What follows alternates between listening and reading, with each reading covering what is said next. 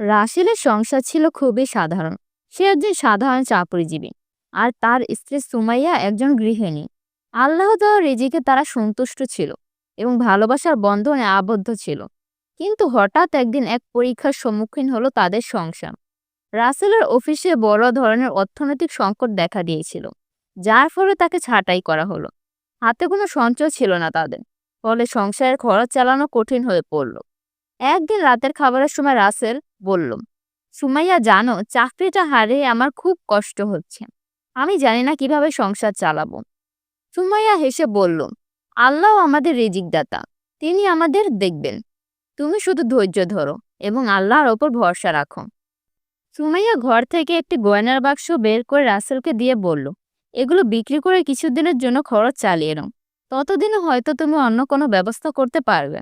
রাসেল প্রথমে নিতে রাজি হচ্ছিল না, কিন্তু সুমাইয়া বলল, তুমি তো আমার স্বামী, আমি তোমার সঙ্গী। সুখ দুঃখ ভাগাভাগি করার জন্যই তো আমাদের একসঙ্গে থাকা। এই কথা শুনে রাসেলের চোখে পানি চলে এলো।